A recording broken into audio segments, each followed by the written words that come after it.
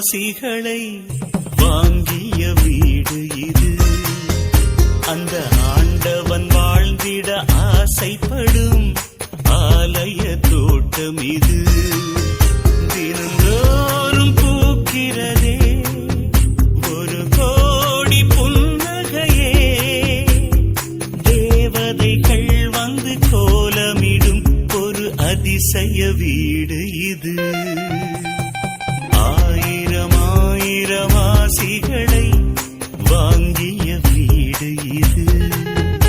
அந்த ஆண்டவன் வாழ்ந்திட ஆசைப்படும் ஆலய தோட்டம் இது.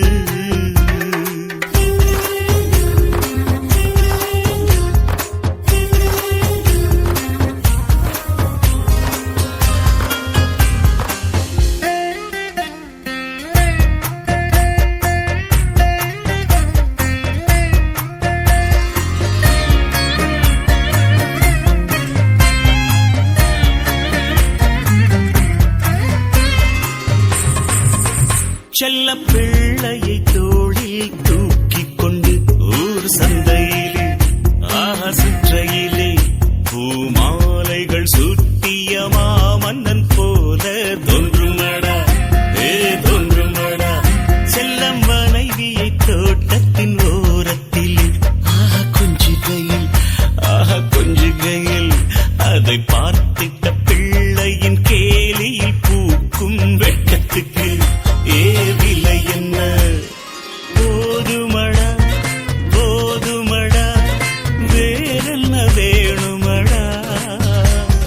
100 ஜென்மம் எடுத்தாலும் இந்த செல்லங்கள் போதுமடா. ஆயிரம் ஆயிரம் ஆசிகளை வாங்கிய வீடு இது.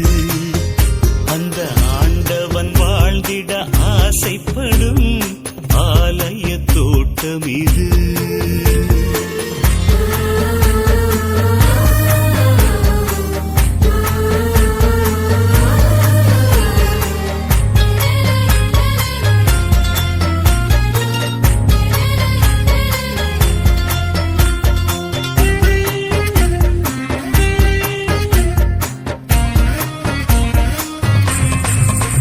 ஒரு தாயினை போல பார்த்து கொள்வாள் ஓ மனைவியே